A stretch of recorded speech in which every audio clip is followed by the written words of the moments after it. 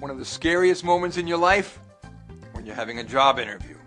I'm Marty Nemko. I'm contributing columnist at Kiplinger's, and I'm going to share some secrets to make sure that yours is the winning interview.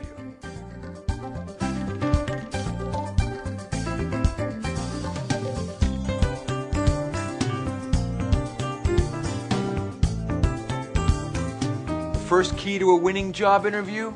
Energy. It's shallow, but it's amazing how shallow employers actually are. If you come in like this, even if you're saying great content, yes, I have a PhD from Harvard, you're still going to seem half dead, even if you're not. I don't want you to be a phony. But what I want you to do is think about your normal range of energy. We all have a range where sometimes we're more laconic, sometimes we're more animated. Be at the top of your range, and that will make all the difference.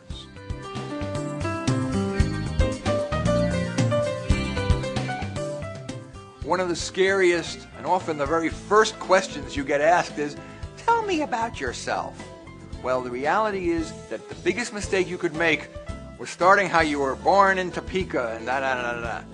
What you want to answer is you want to tell the things about yourself that are most likely to impress that interviewer. So let's say you're applying for a job as a systems analyst. You say, well, I first developed my interest in systems analysts when I was at Illinois Tech University, and I met this professor who had this part-time job as a systems analyst. You start with that.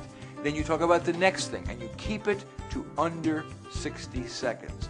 That's critical to getting your interview off to a great start.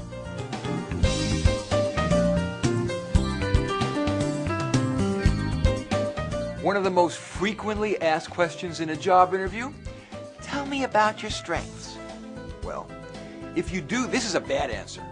Well, I believe I'm a self-starter and a team player, and I believe I delight in exceeding the customer expectations. Bad, bad, bad. It's cliched, it seems like BS, you don't want to do it. Your employer, the person who's interviewing you, is starting out thinking you're probably likely to BS. There's a lot of BS in the job interviews. And the antidote to that is stories. True stories about a problem you faced, how you approached it, and its positive resolution. That's a PAR story. Problem, approach, resolution. Example. Well, when I was working for Hewlett-Packard, we once had a problem where the system was we had an ancient system, and we couldn't figure out how to get it to work. So what I did was I reviewed all of the options, both on the internet. I interviewed everybody in the company, and we came out with a system, and it was about 3 years ago, and they're still using it today.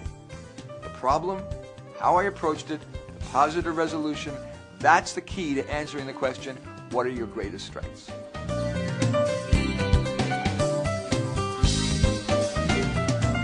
The worst moment in any job interview is when they ask you that hard question.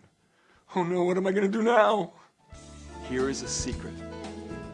Always, when they ask you a hard question, make your answer short. There's a tendency when you're asked a hard question to try to dig your way out by giving a long answer. Well, you know what happens when you do that? Then a larger proportion of the interview is spent on that which you don't want to talk about. It's the opposite. Marty Nemko's rule of thumb. Short answers to hard questions, longer answers to easy questions.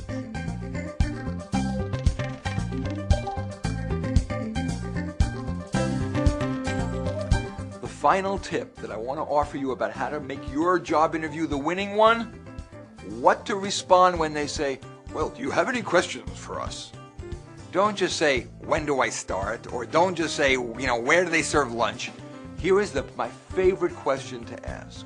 Say, while I've been quite honest with you and admitted that I've never been a systems analyst before, I've tried to explain how my previous experience would make me qualified. Do you think I could do this job well? The reason that's such a great question, if they have an objection, they will bring it up and it gives you a chance to respond. If they have doubts and you haven't had a chance to respond, you may have nixed yourself. And that's my final tip.